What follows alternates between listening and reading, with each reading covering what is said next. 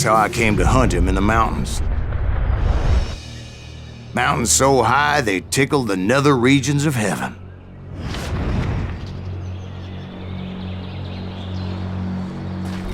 Grey Wolf was a Chiricahua Apache medicine man who had led a war party in revenge for a massacre against his people.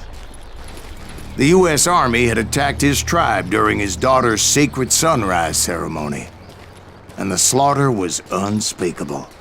I understood his anger, as there's nothing more traumatic than seeing those you love die in a cruel and painful death.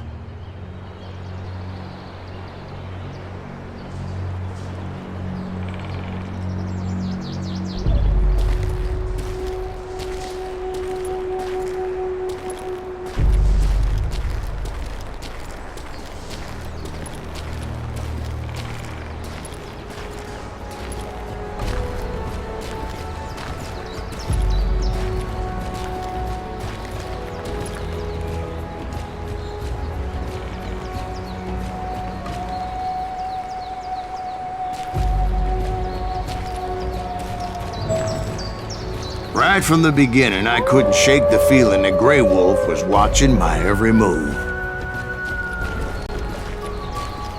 He led a band of young Apache warriors who wanted retribution and were more than willing to die for him.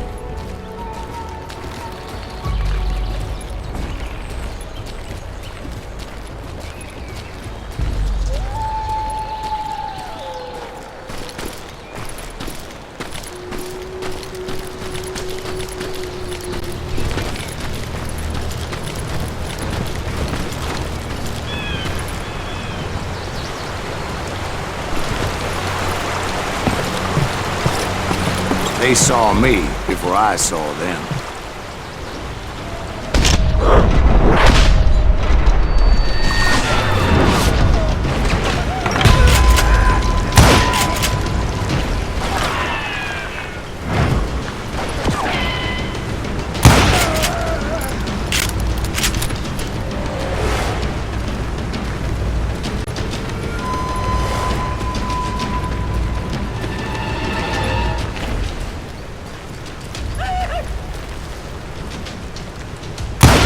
Crossed my mind that maybe this wasn't such a good idea. But now that the shooting had started, there was no backing down.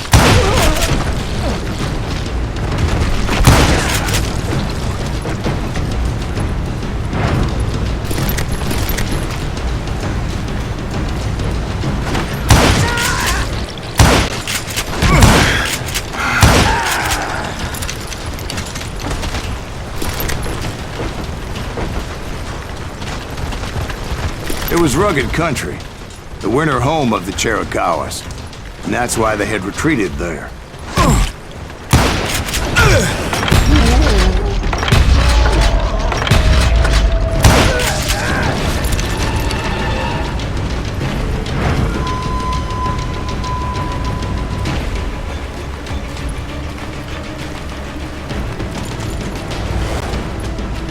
I admit to having some regrets about going after them the way I did. But then again, I got a lot of those.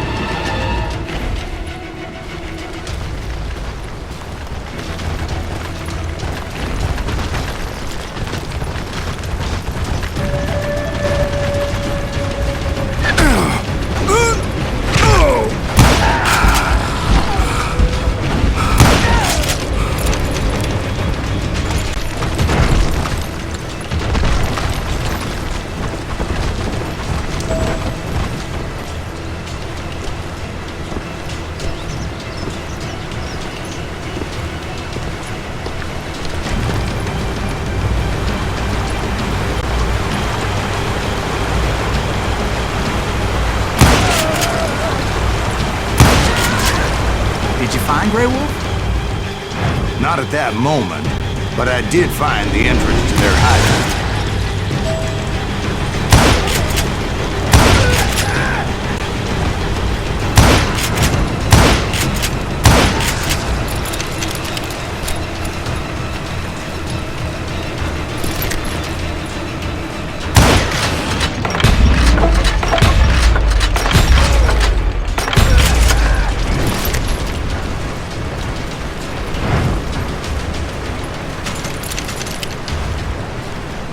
A deep crevice that led to a deeper cave.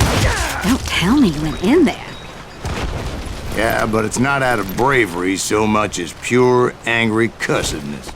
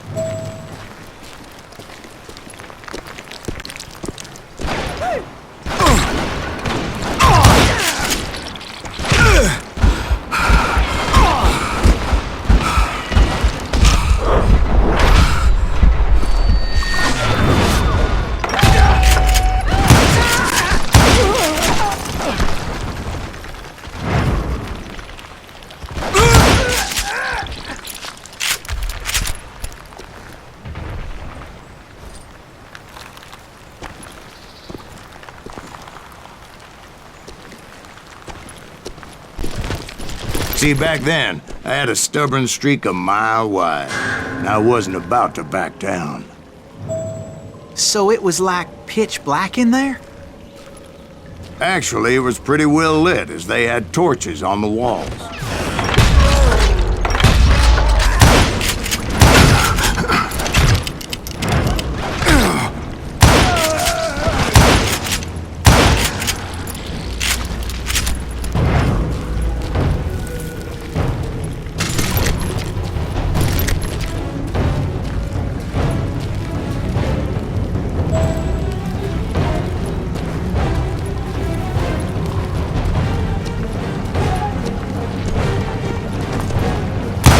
Was his cave?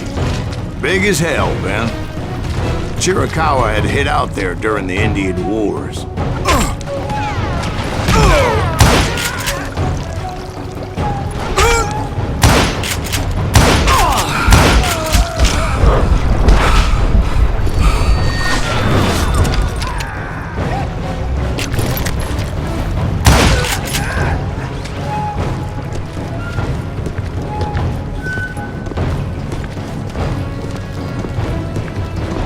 They thought it was haunted with the ghosts of those murdered by the horse soldiers. The cave was haunted with dead Indian ghosts?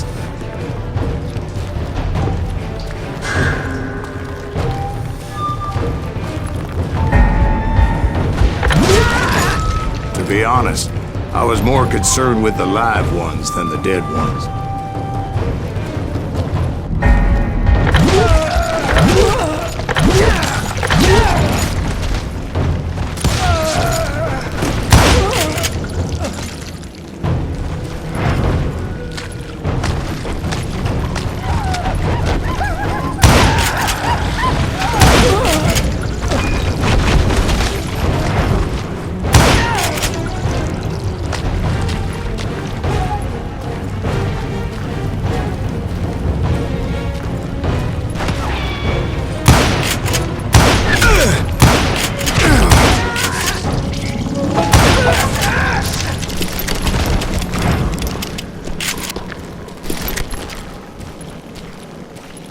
How come you know so much about engines?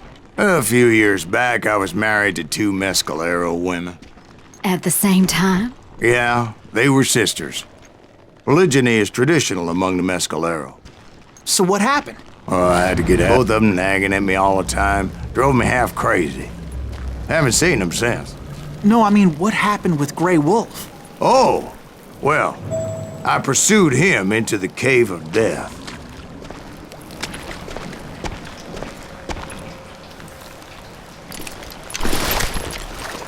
I came upon this flooded grotto, and that's when I saw him. He came to me unarmed and unafraid. His voice echoed in the shadows, and I sensed he meant me no harm. You carry great darkness in your heart, and if you do not release it, it will claim your soul.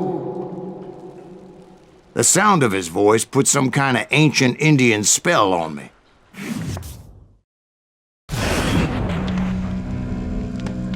As his story unfolded in my mind, You will come to this place again and kill many more men, and the darkness will grow until it consumes everything that you are.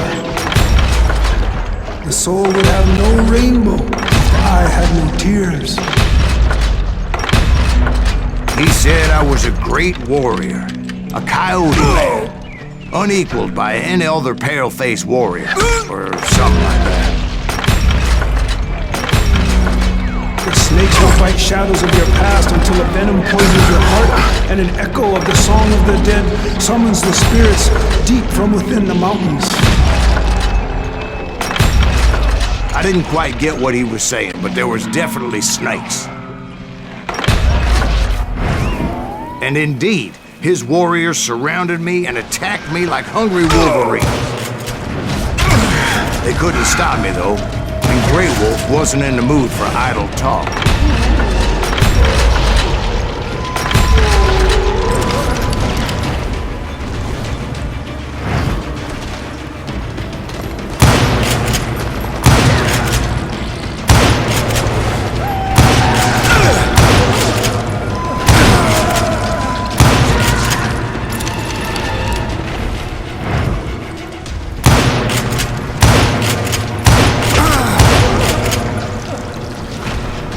I swear I couldn't see any way out of this trap. But suddenly, one just appeared. Kind of like a miracle.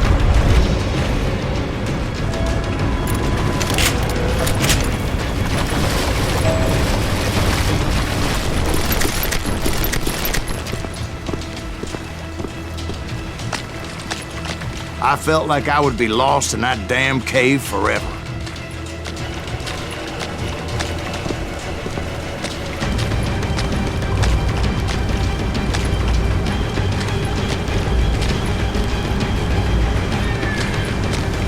Finally, I found myself back outside, perched on the edge of a precipice overlooking a thundering whitewater river.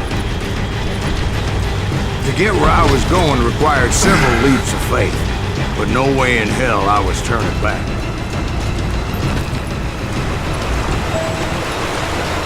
I chased after him, determined to make him explain the meaning of all that mumbo-jumbo. Mumbo-jumbo's right.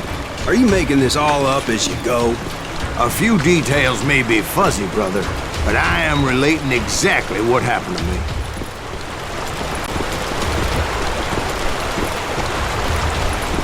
There were dozens of Apache warriors aiming at me from on high. Dozens? Well, maybe not dozens, but there was a lot of them. At least 3 or 4. Well, more than that a little later.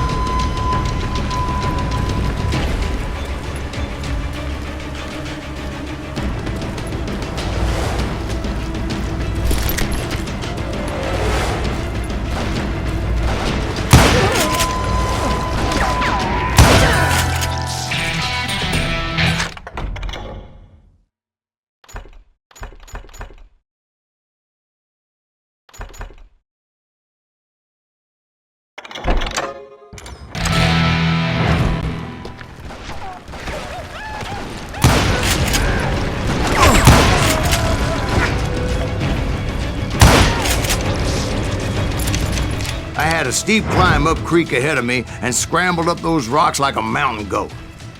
I was determined to locate Grey Wolf and find out exactly what the hell he was trying to tell me.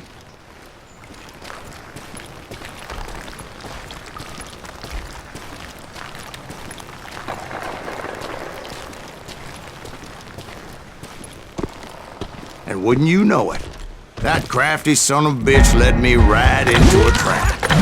What kind of trap? Well, son, there had to be at least 100 Apaches around me. 100? God be my witness. Oh, come on. Who you kidding? Hey, I believe you. Come on, tell us how it ended. All right, but I'm not gonna drag this out. Where were we? You were surrounded by 100 Rolando. Apache.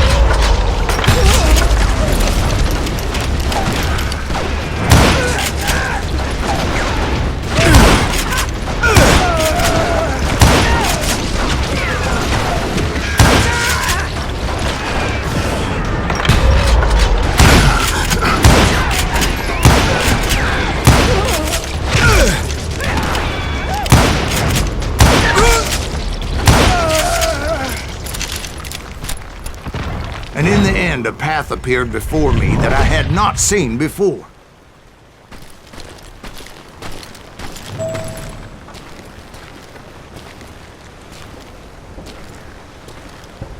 I followed it as I desperately needed to find out what Grey Wolf was trying to tell me.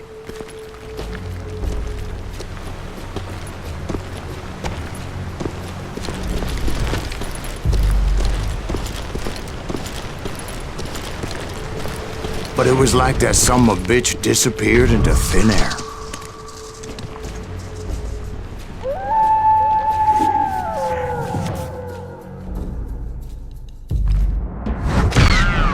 Never did find him. And never did collect my goddamn bounty.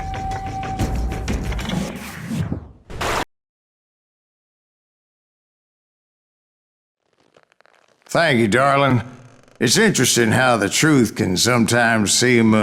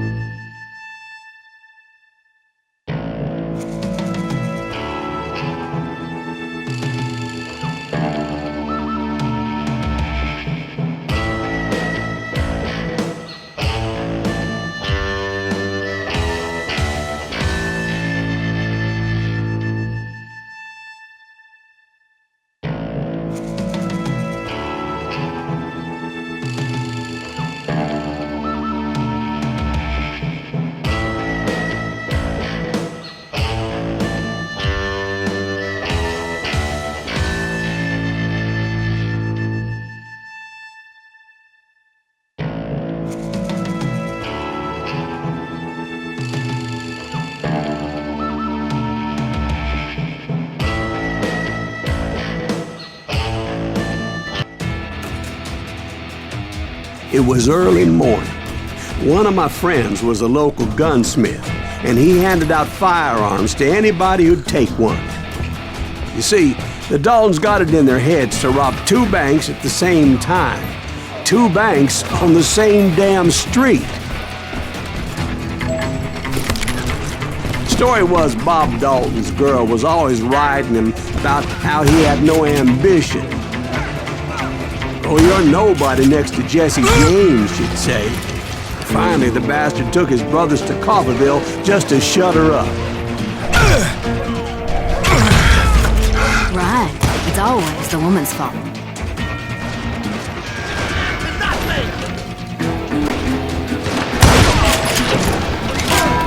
Well, the locals recognized the Daltons right off. Before they could get away, half the town took up arms to defend their property. Their first mistake was pulling a job in their own damn hometown.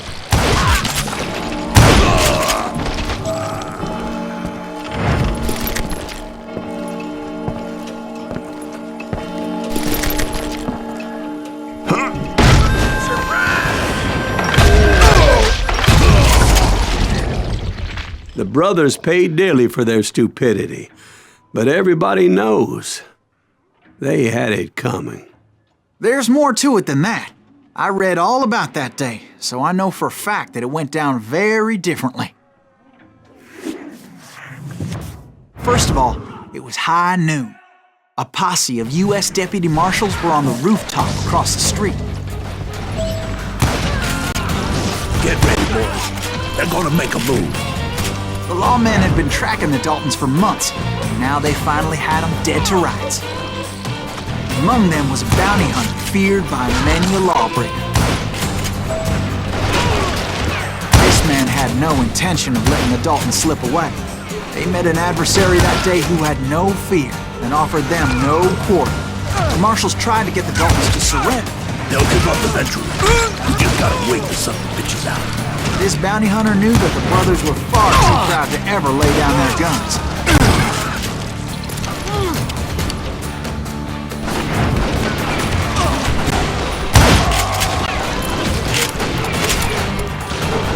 He went in there alone to confront those criminals.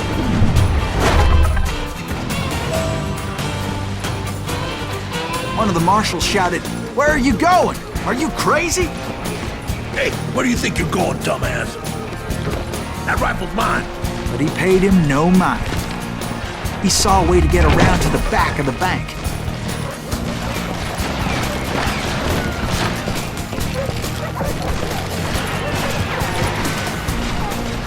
Then he figured out how to hit the Daltons from a direction they weren't expecting.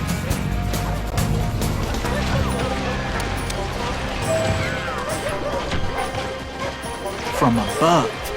Fortunately, a water tower was right there.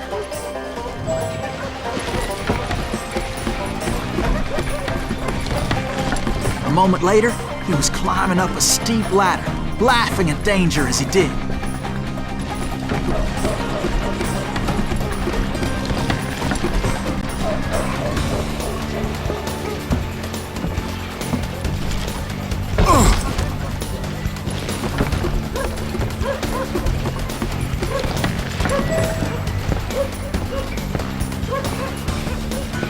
Brave men like him who risked their lives to tame this wild country.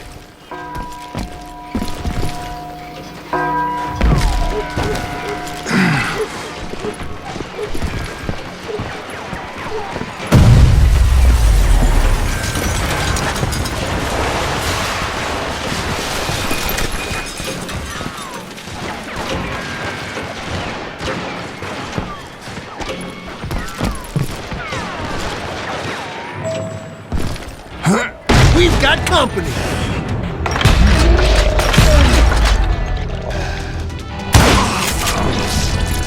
Heroic men like him did what other men couldn't or wouldn't to make this country free. Is that Silas Greaves? Son Jim of a Boone, bitch! Davy Crockett, who died defending the Alamo.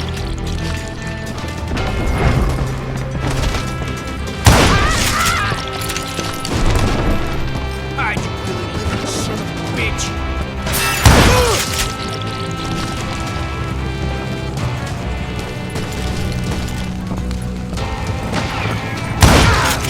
brother. I'm gonna make you pay for that.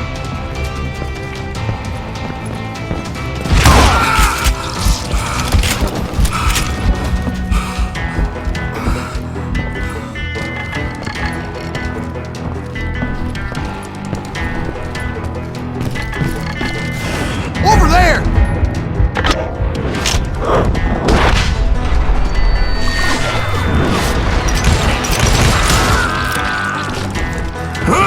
That's Silas Greaves. What the hell? Blam! Blam! He came away victorious, taking down those thieving Daltons.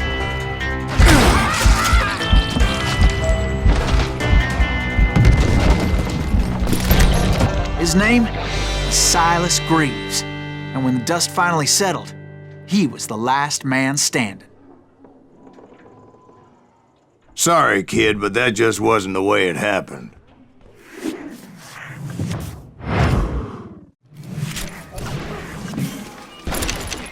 It was early evening, not high.